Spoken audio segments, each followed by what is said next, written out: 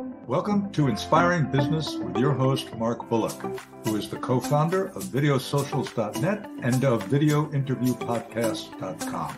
In every episode, Mark interviews business and organizational thought leaders who share their stories of how they inspire others by making a difference. You can find this show on videosocials.net and YouTube, LinkedIn, Facebook, and almost any podcast platform of your choosing. Welcome, guys. Wonderful to have you. And I am excited today. We've been trying to work this out scheduling-wise for a while. My guest today is both a client, a longtime friend, Allison Johs. And Allison is the president of Legalese Consulting.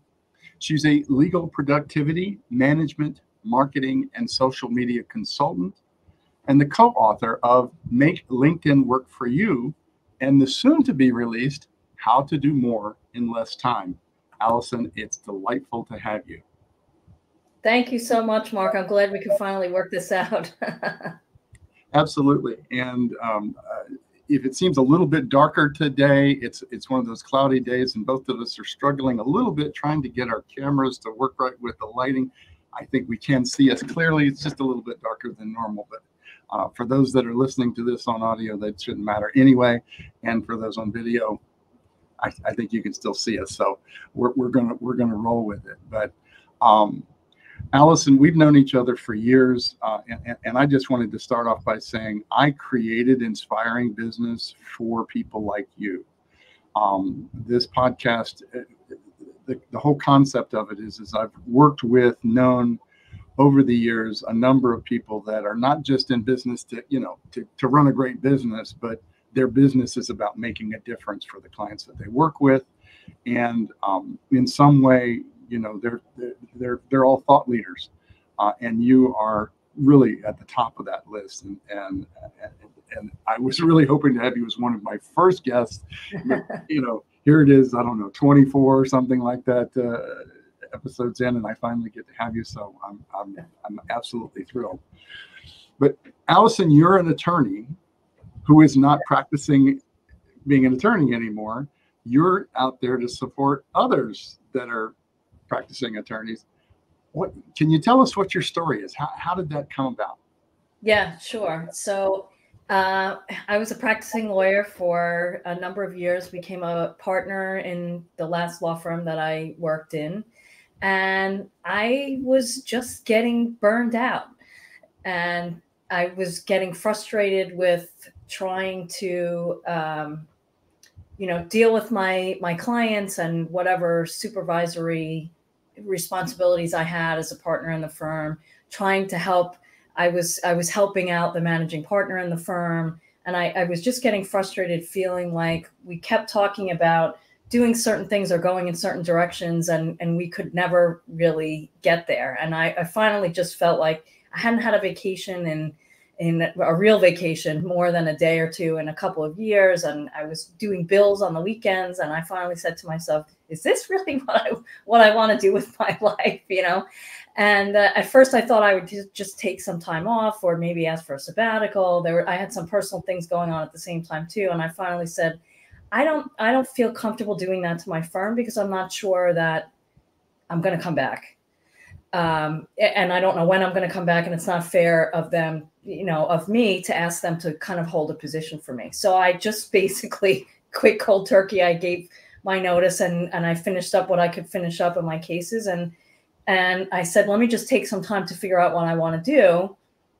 And I started thinking about what it was that I liked about what I was doing and maybe the parts that I didn't like so much. And I found that I really liked helping other people. I really liked the part of my job where I was trying to help develop some of the associate firm where I was trying to manage things and help the firm to run better. So, and I had taken some sort of management courses, a lot of law firm management books, and went to seminars and all of that when I was still practicing. And so I said, let me see if I can make a business out of this, helping other lawyers with this aspect of their practice, because it's not something that we learn about in law school, right? You learn about how to be a lawyer and how to read cases and how to make arguments and how to talk to clients, but you don't really learn any of the other stuff about about running the business or how to be productive or any of that. So that was kind of the impetus for, and I didn't know whether it would work or it wouldn't work or it would be well received or not. And I just started writing and started a blog. Actually, before I started my, what I would call typical website, I started a blog and started writing about some of these things and talking to people about it. And that was how I ended up with the consulting practice. It's terrific to see, because you're coming from the trenches. You know, it's like you've been there, done that, and yes, there's efficiency components to it, but I think, you know, one of the things that you nailed on the head, and there's so much synergy between what we do, right? Both of us do, and that's because we're both in trying to help people with the areas of their practice that it's not their forte, it's not their prime, it's not their, you know, their prime focus, it's not what their training is in, etc. You, in marketing, as well as the practice management and time management and systemization, etc. Us on the specifically on the marketing and the content generation, word of mouth marketing side of things. But you know, what projects are you working on now, or that you've been working on for a while, to give people kind of a sampling of the areas that you try to help people with? Yeah, sure. So, you know, as you mentioned, I do kind of the practice management productivity side and then the marketing side. And I've always said that you can't really separate those two. Oftentimes I have clients who come to me they think they're coming to me because they want help with their marketing, but we end up backing into sort of management and productivity, because the reason why they're not getting to the marketing is because other things in the practice aren't running as well as they could be running. And so they don't have the time to focus or even the mental space to focus on the marketing. So a lot of what I do is sort of personal productivity stuff with my clients, even if I'm working with a firm, to try to help them to automate as much as possible and to systematize things as much as possible, so their clients get a consistent experience, so that they don't feel like things are falling through the cracks. Right. You know, one of the things I help a lot of my clients with, lawyers tend to be, you know, they have what I call I need to see it syndrome, where they have all these things, even now that so much is electronic, piled around their office, because the only way that they can remember to do something is if they see it sitting in the pile.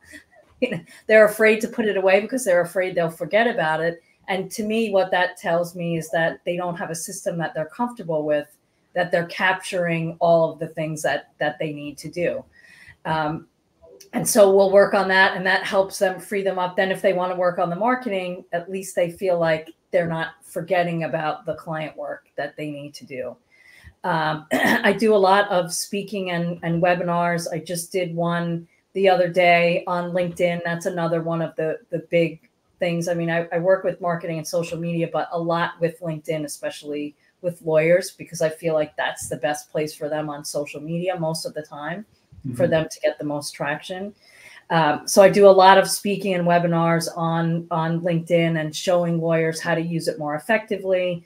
And frankly, it changes more frequently even than I can keep up with. So every time I do a webinar or I speak about it, I have to go back and, you know, make sure that something hasn't changed or my screenshots aren't, you know, outdated, which most of the time they are. So every time I do these presentations, even if I do a couple a month, I'm always tinkering with it. So a lot with working on LinkedIn and helping lawyers, especially now after the pandemic, that we're doing so much less in person, even though people are trying to get back to it.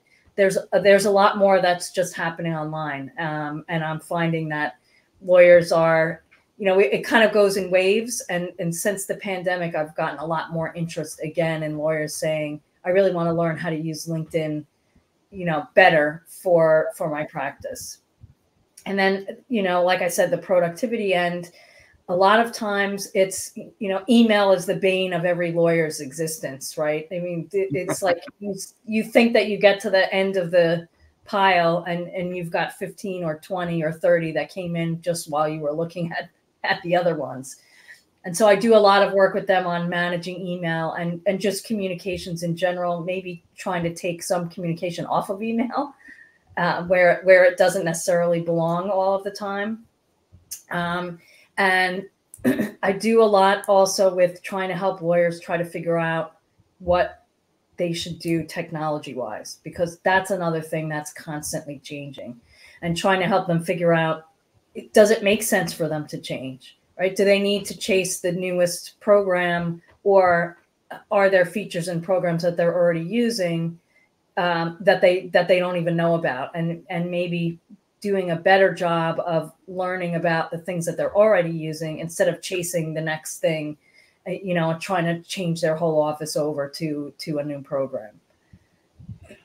Absolutely. So it's if I may, I mean, my experience has been, and I had this conversation with people about, are you a starter or are you a finisher?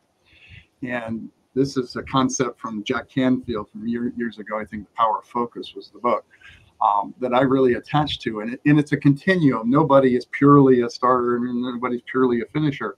But we're all somewhere on that scale. And entrepreneurs, private practitioners, et cetera, tend to be more on the starter scale, which means that's visionary. That's the people that, are driving where the world is going. We're starting our own practices. We're building businesses. We're inventing new processes and new ways of doing things. But those of us that are starters, and I'm one of them, we need finishers. We need people that like task lists and structure and systems and setting things up so that they can be delivered consistently through repeatability and process, et cetera. For those of us that are starters, that stuff is at the least boring, at the most just flat out annoying, right? So whether it be if you're a solo practitioner, whether that be a virtual assistant that can help you with that, or whether it be really working with somebody like you that can help you understand the necessities of, if you're going 100 miles an hour, or your wheels are spinning at 100 miles an hour, but you're only going 50. Okay, you've got to get some traction. How are you going to get that traction? You're going to get that traction by systems and process and the word that all of us who are strong starters really hate, which is efficiency. Right. And that comes into time management is a big part of that. And you've got a new book coming out that has to do with, let's see, what is the title again? How to do more in less time. So maybe we should take a minute to go, where did that idea come from, and what's that book about? Yeah, so it's interesting. This is actually this is the first edition of the book, How to Do More in Less Time. The second edition is coming out imminently. I'm waiting with bated breath to see it come out. It's all done. I'm just waiting for them to print it and produce it. But it came out. I have a co-author. His name is Dan Siegel, another lawyer that I know through the ABA Law Practice Division. We've been friends for a long time, and he is still a practicing lawyer, but he also works with clients on their technologies and helping them with their technology. And he used to do a lot of seminars, as I did years ago and still do, on these ideas of productivity. And his was more based on the technology end. So a little bit of what I mentioned before in terms of, well, what are the programs that lawyers use every day, and what are the features of those programs that they may not even be aware of, and how can they use that technology to get more done in less time. And the title of the program that he used to do was called Get 90 Minutes of Work Done in 60. And that was his program. And it was all based on the technology, where I was speaking on more general time management topics, talking about productivity and email management and delegation and how to prioritize and how to choose the right activities, and, you know, efficiency, but also what I call effectiveness, which is not just doing things in the most efficient way, but choosing the right activities to do in the first place, right? And a lot of lawyers struggle with that. They get used to doing the things that they did starting out, and they're not necessarily good at delegating them or saying, I have a higher priority of work that needs to be done. I shouldn't be focusing on this. I should be focusing on that. So we came together at some point to do a webinar. And then we said, you know, why don't we put these two pieces together and make them into a book?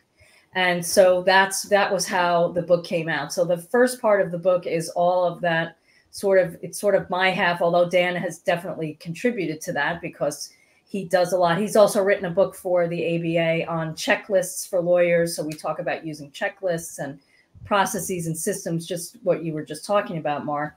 And then there's a whole section of the book that talks about the technology and the different things that lawyers can use with programs like Adobe Acrobat and Outlook and Word that they may not even realize, because that's another thing we're not trained on, right? We don't get trained on productivity. We don't get trained on management skills. We don't get trained on any of these things. And as lawyers, we never got trained, even in law school, on how to use the technology that we use every day to produce the documents or to communicate with our clients. There was none of that. So that's really what the sort of the gap that we see this book filling.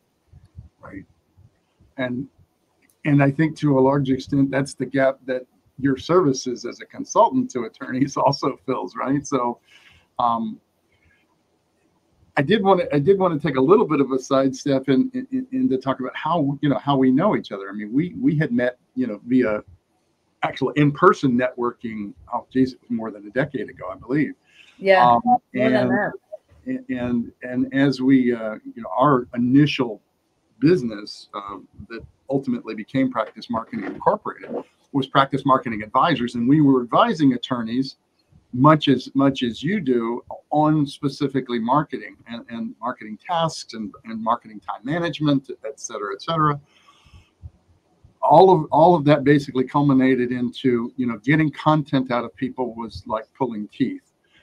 People get all wrapped up in the perfectionism of it and would take hours and hours to write a blog post, to, then fumble around trying to figure out how to get it out there and into newsletters and into the social media sphere, et cetera. So we invented a process by which we have a professional editor call an interview and take that interview, record it, transcribe it, and turn it into a professional blog article. They're the author. They're the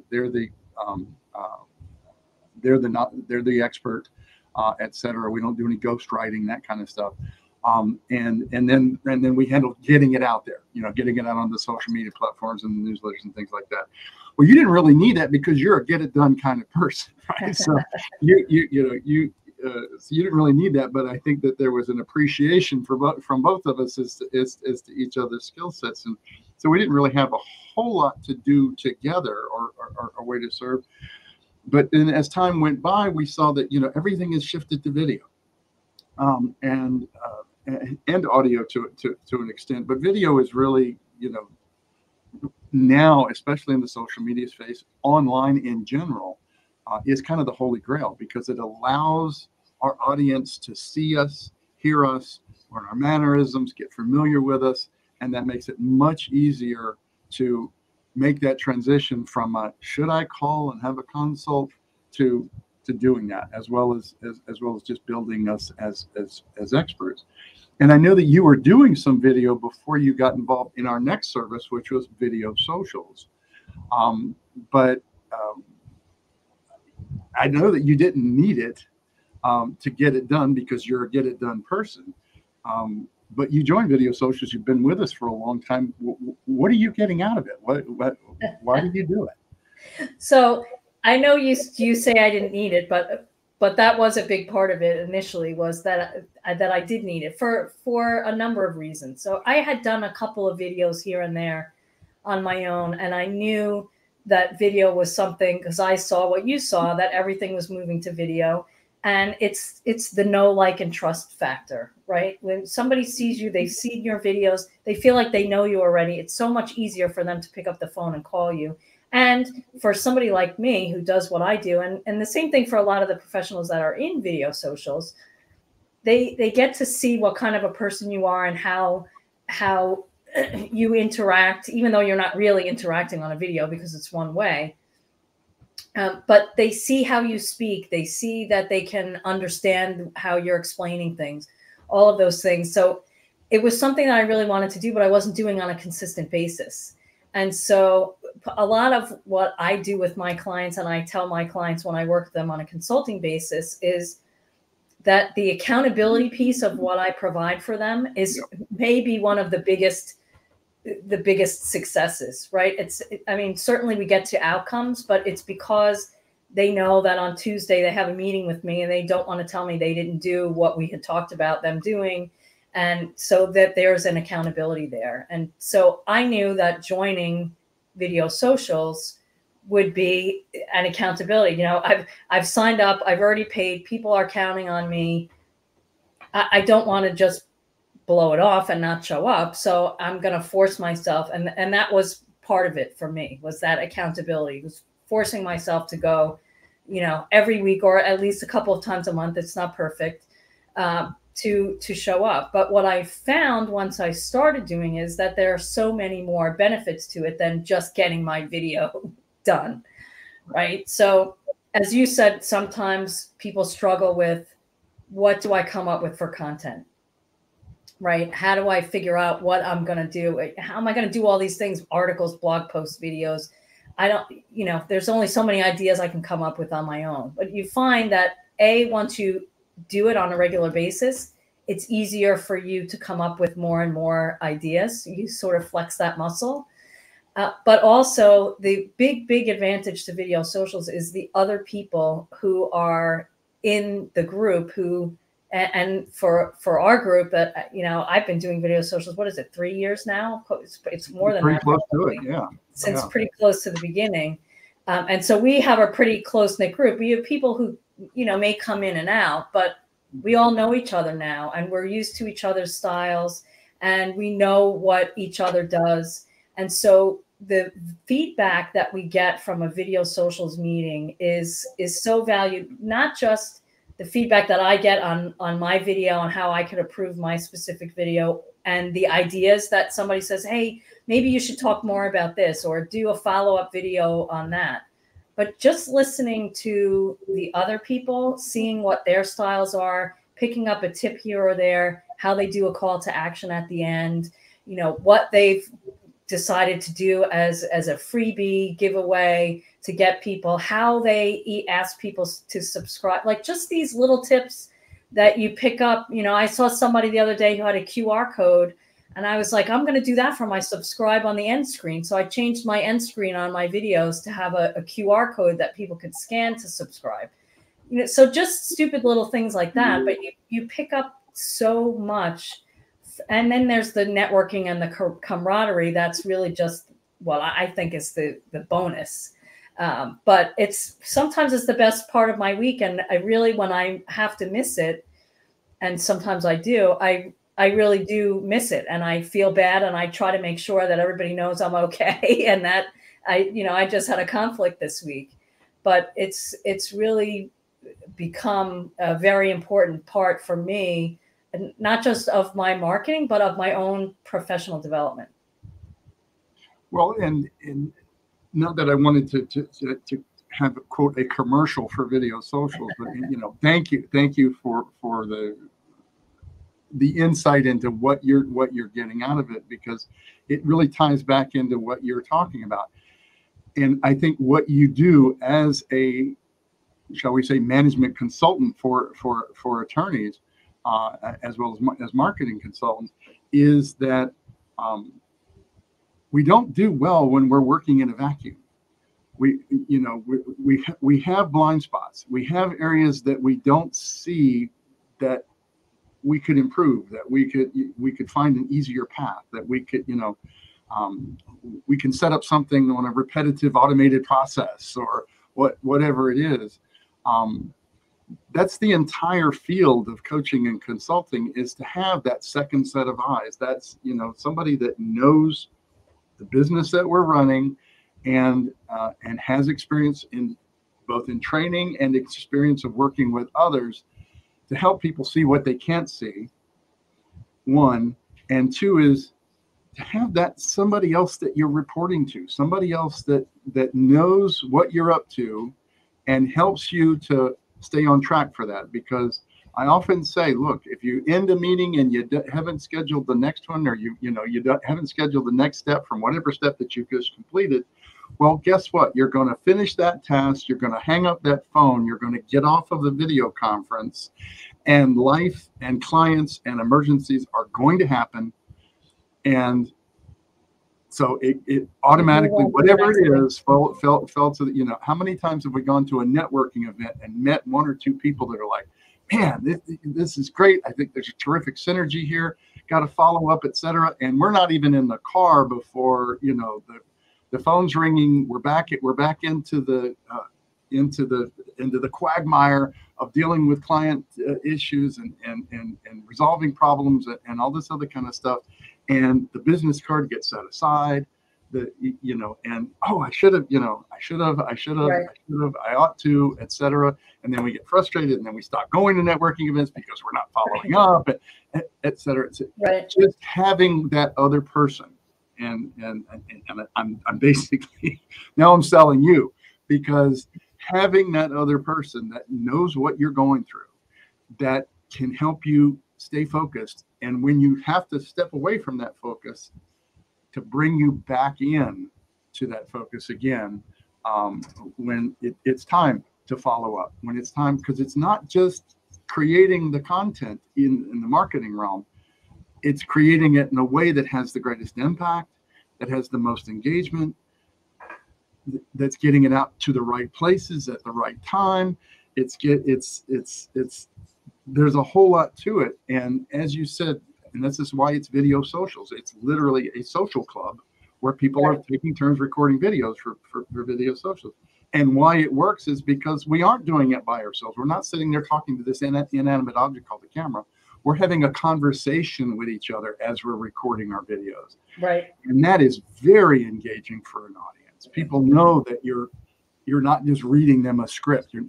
Who wants to be read to on camera, right? So you're having a conversation with them. You're providing information that's valuable, that expands their knowledge and is helpful to them.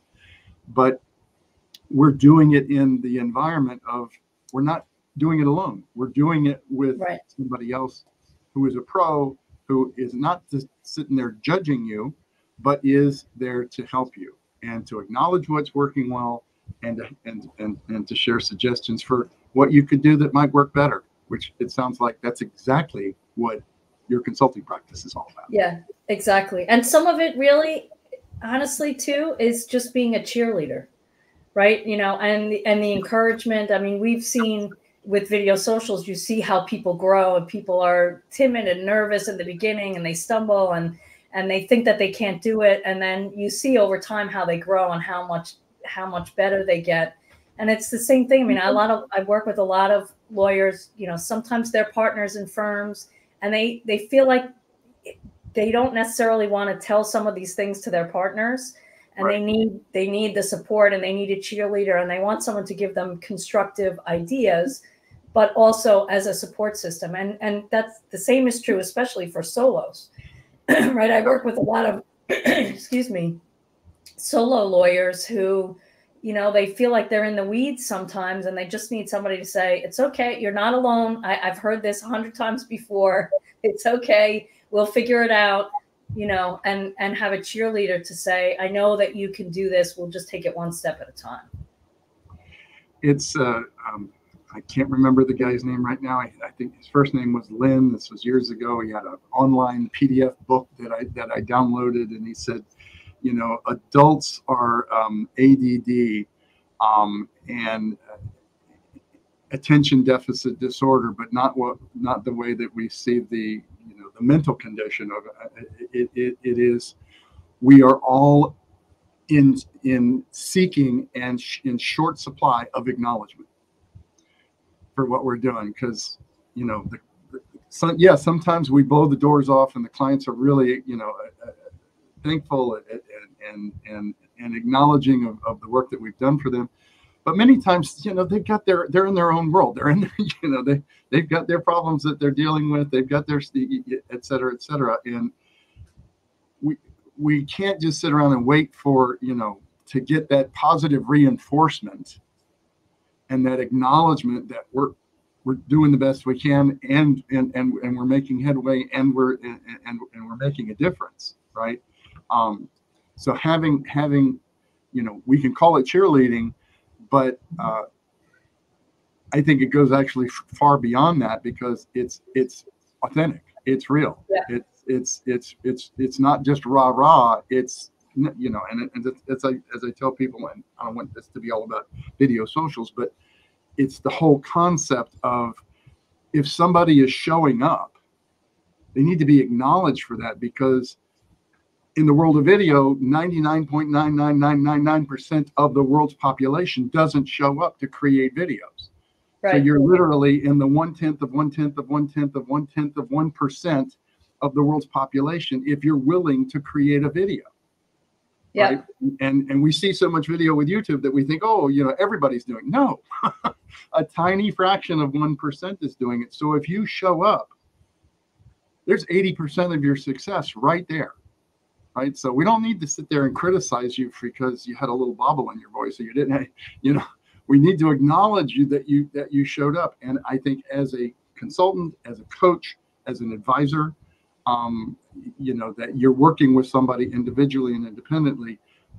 If they show up, if they make an effort, it's a huge step in the right direction. And we all need that encouragement, that acknowledgement that, okay, we're on the right track. We're taking the steps. Maybe it took a little longer. Maybe we didn't get as far as we wanted to, but that's not the time to stop.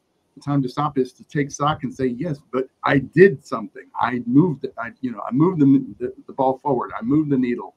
And, you know, it's just, okay, let's develop a consistent habit out of doing that. Right. Exactly. So. Exactly. I was just talking to a client the other day, and I had that exact conversation with her. I said, listen, you're focusing on the things that you're not getting done. Let's look at the things that you did get done.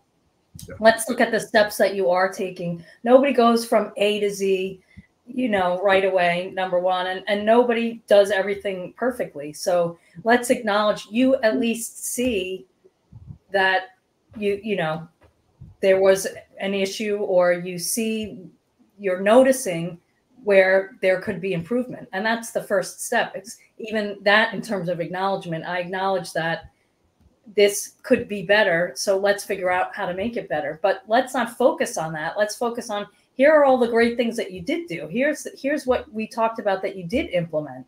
And here's how that helped you. And now we build on that, right? Absolutely. Absolutely.